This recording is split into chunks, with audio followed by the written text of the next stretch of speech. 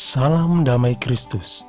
Di video kali ini saya bicara mengenai Trinitas atau Tritunggal Maha Kudus.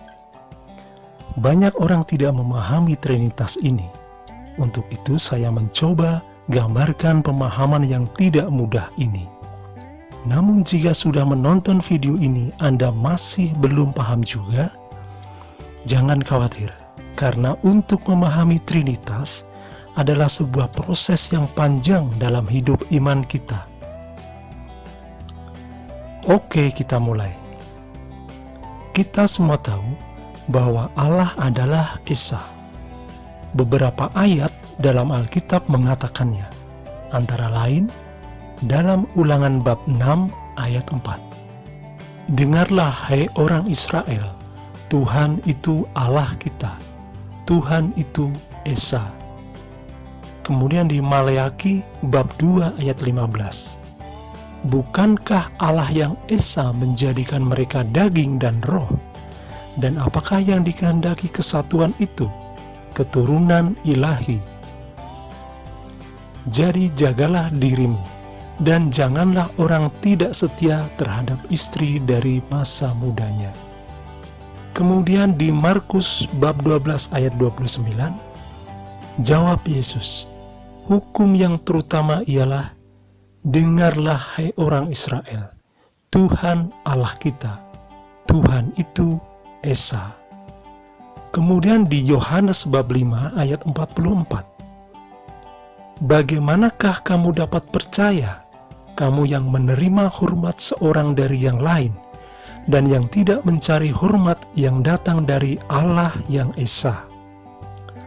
Kemudian di 1 Korintus bab 8 ayat 4, tentang hal makan daging persembahan berhala, kita tahu tidak ada berhala di dunia, dan tidak ada Allah lain daripada Allah yang Esa.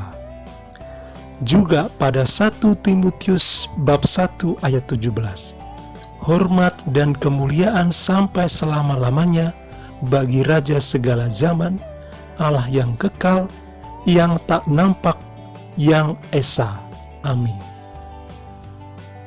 Namun meskipun dikatakan Esa di dalam perjanjian lama, Allah dalam bahasa Ibrani disebut dengan Elohim, yang berarti jamak. Karena jika tunggal akan dikatakan El.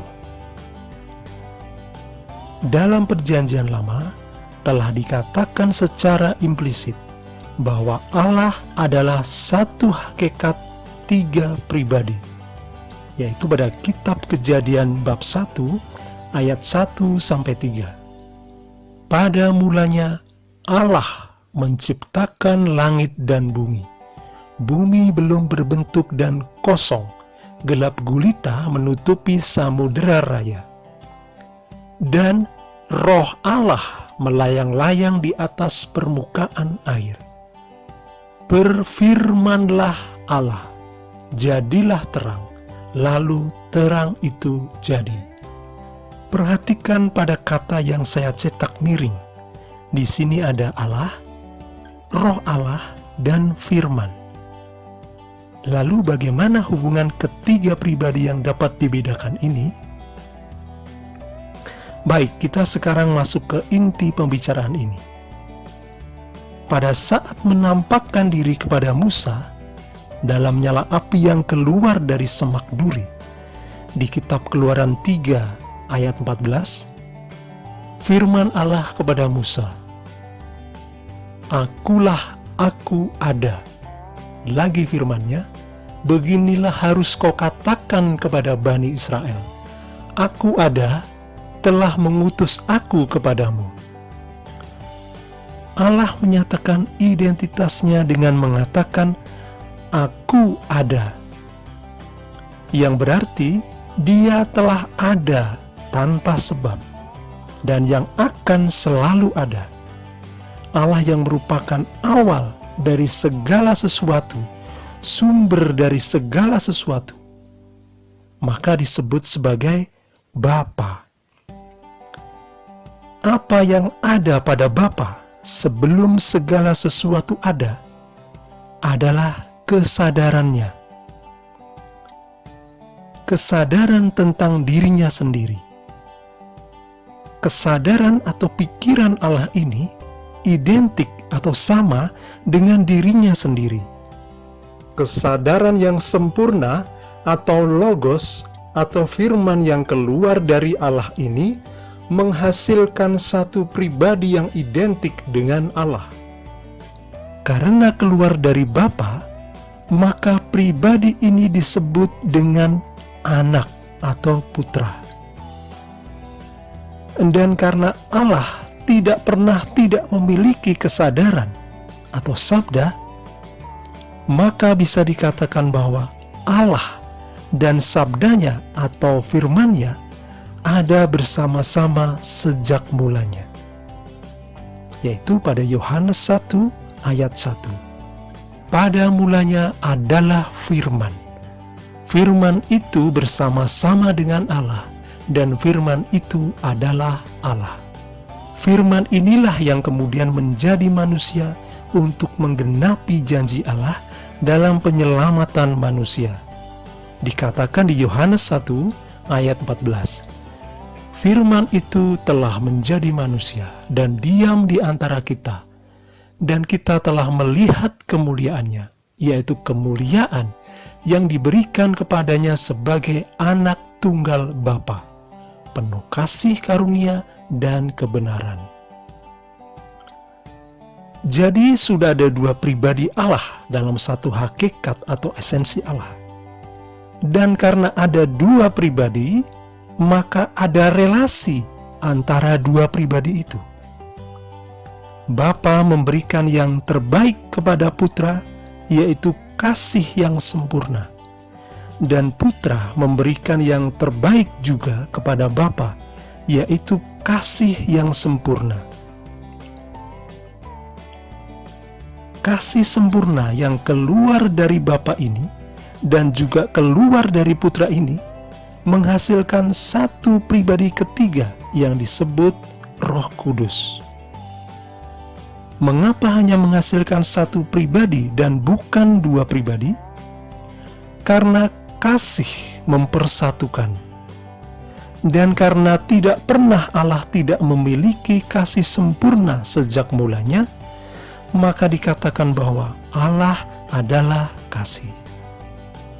Jadi sekarang ada tiga pribadi Allah, Bapa, Putra, dan Roh Kudus, dalam satu esensi atau satu hakikat Allah. 1 Yohanes bab 5 ayat 7. Sebab ada tiga yang memberi kesaksian di dalam surga, Bapa, Firman, dan Roh Kudus, dan ketiganya adalah satu. Tiga pribadi yang dapat dibedakan, namun tidak dapat dipisahkan. Karena Bapa tidak sama dengan Putra, Putra tidak sama dengan Roh Kudus, dan Roh Kudus tidak sama dengan Bapa. Lalu bagaimana kita bisa memberikan jawaban untuk pertanyaan yang sering kita dengar, yang dilontarkan saudara-saudara lain iman, yaitu, apakah mungkin 1 ditambah 1 ditambah 1 sama dengan 1? Jawabannya adalah sangat mungkin, yaitu 1 tubuh ditambah 1 jiwa ditambah 1 roh sama dengan 1 manusia. Tiga elemen ini, tubuh, jiwa, dan roh, adalah tiga elemen yang berbeda dalam satu hakikat manusia. Apa buktinya bahwa tiga elemen ini berbeda? Yaitu ada 3 ahli yang berbeda yang menangani masing-masing elemen ini. Dokter untuk tubuh, psikolog untuk jiwa, dan rohaniwan untuk rohaninya. Namun, apakah analogi 3 elemen manusia ini bisa menjadi persamaan yang tepat untuk Trinitas? Tentu saja tidak. Sebab tubuh, jiwa, dan roh masing-masing bukanlah pribadi, mereka hanyalah bagian dari manusia. Tubuh tanpa jiwa dan roh bukanlah manusia. Demikian juga jiwa atau roh bukanlah manusia tanpa bagian lainnya. Apapun yang ada di dalam semesta ini, tidak ada yang bisa menjadi persamaan dari Allah. Sebab ciptaan tidak mungkin akan bisa menyamai Sang Pencipta, sesuai dengan apa yang tertulis di Alkitab, yaitu pada kitab Yesaya bab 46 ayat 5. Kepada siapakah kamu hendak menyamakan aku? Hendak membandingkan dan mengumpamakan aku sehingga kami sama? Demikian video saya kali ini. Tuhan Yesus memberkati kita semua. Amin.